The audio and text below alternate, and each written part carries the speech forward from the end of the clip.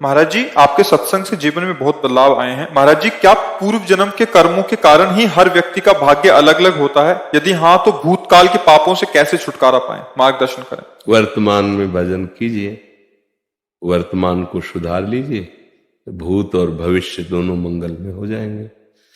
अगर वर्तमान बिगड़ गया तो भूत बन के लगेगा ही। भूत तो भूत बन के लगे। भूत जिसके ऊपर लगता है चैन से रहने देता है क्या? तो भूत का कर्म भूत जैसा ही है। जो शुभ और अशुभ कर्म है वो दोनों दुख देते रहते हैं। आप न आवे ताहि पे ताहि तहां ले जाए। जहां जिस तरह का कष्ट विधान लिखा है वो वहीं वैसे दंड भोगता रहता है। तो हमारा मनुष्य शरीर कोई पशु शरीर थोड़ी कि हम केवल उसी भूत के विधान से जिए।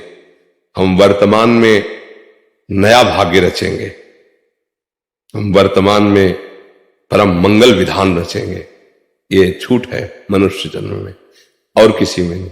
83,99,999 योनियों में ये छूट नहीं, ये केवल एक मनुष्य है। इसीलिए शास्त्रों में कहा गया है दुर्लभो मानुषो देहो, बड़ा दुर्लभ, बड़े भाग मानुष तन पावा। इसकी बड़ी महिमा है। इसी बात की महिमा है कि हम ऐसे सत आचरण करें, ऐसा भजन करें कि हमारा पूर्व का सारा पाप नष्ट हो जाए, आगे हम सुख में जीवन व्यतीत करें। पर वो मंगल धर्म आचरण से, भजन से होगा। मनमानी आचरण से, पापाचरण से और गंदा हो जाएगा, फिर भोग भोगने पड़ते हैं। परहित की भावना, नाम जप का अभ्यास, पवित्र आहार विहार विचार, सब ठीक हो जाएगा। अगर पूर्व के कर्म नष्ट ना होते तो भगवत प्राप्ति किसी को होती ही नहीं, क्योंकि पूर्व के कर्मों में थोड़ी लिखा हुआ कि इसको भगवत प्राप्ति होगी। वो तो वर्तमान के भजन से भगवत प्राप्ति होती है। भगवत प्राप्ति वर्तमान के भजन से होती है। तो हमारे भाग्य में तो नहीं लिखा कि हम वृंदावन वास करें, भगवत प्राप्ति करें, लेकिन गुरु कृपा हुई, संत कृपा हुई और ये पता चला कि जीवन का लाभ भगवत प्राप्ति है, तो सत्संग मिलने लगा और उससे हमारी भजन में रुचि हुई।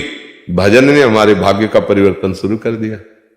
ये पूर्व कर्म शरीर को दंड देंगे, शरीर को रोग ग्रसित करेंगे, निंदा होगी, अपमान, ये सब होगा। लेकिन वर्तमान का भजन ऐसा ज्ञान प्रदान कर दिया कि निंदा का प्रभाव नहीं, कष्ट का प्रभाव नहीं, आनंदमय ये जीवन और शरीर छूटने के बाद प्रभु की प्राप्ति, मंगल हो गया।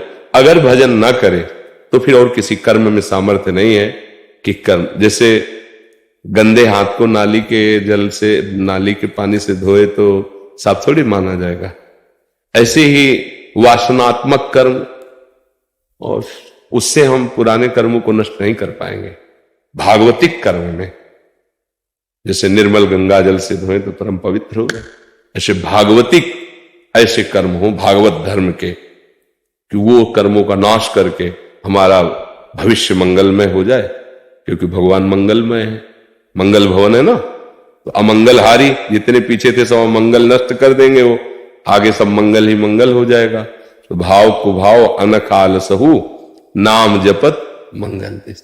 नाम जप करो भगवान का, बुजुर्गों की सेवा करो, असहाय की सहायता करो, बड़ी जल्दी पूर्व अशुभ नष्ट हो जाएंगे।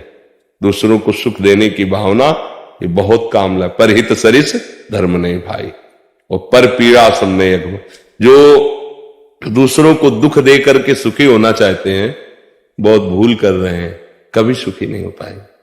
जो खुद दुख सहकर दूसरों को सुख देना चाहते हैं आगे उनको कभी दुख नहीं मिलेगा, कोई भी दुख उन्हें परास्त नहीं कर पाएगा। इसलिए नाम जप करो, अच्छे आचरण। वीडियो पसंद आए तो चैनल को लाइक शेयर सब्सक्राइब जरूर करें। राधा रानी की कृपा सदैव आप पर बनी रहे।